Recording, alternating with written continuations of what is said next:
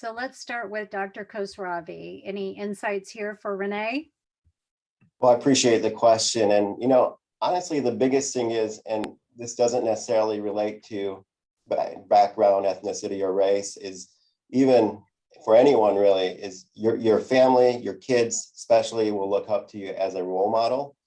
So the biggest thing that you can do to take care of them is to take care of yourself.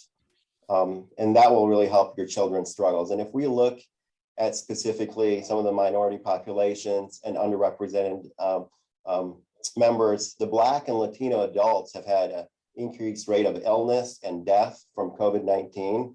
They've had negative financial impacts, certainly due to job loss and a disproportionate economic setback, certainly. And there's been, unfortunately, increased rates of domestic violence related to that, which has all led to really poor mental health outcomes for the adults. So really focusing on yourself and getting yourself in a good spot will help your kids. But certainly we've seen a change with our African-American teenagers and Latino teenagers as they've had increased rates of mental illness. And honestly, they're less likely to receive care.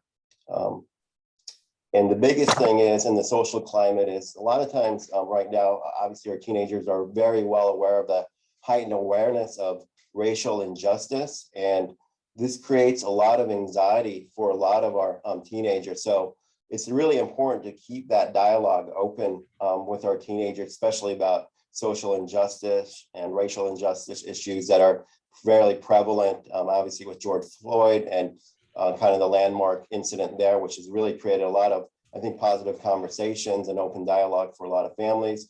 That's very important for us. And, they've done a study recently, and a fourth of our US high school students are struggling in some capacity with dealing with the pandemic and mental health issues. And sadly, only a third of them feel they actually have the appropriate coping strategies or skills to deal with their stressors. So that's a huge gap there that we need to figure out how best to not only identify them, but once we identify them, how best to give them the tools and strategies to deal with some of their challenges. And as far as specifically, unfortunately, with our some of our minority populations, suicide rates for Black children have increased significantly, and they're actually double the counterpart of white children. So it's definitely having a much stronger impact on our Black population, certainly with that data. That was for a smaller age group, believe it or not necessarily the teenage age group, but nonetheless, I think the patterns will be pretty prevalent throughout different demographics.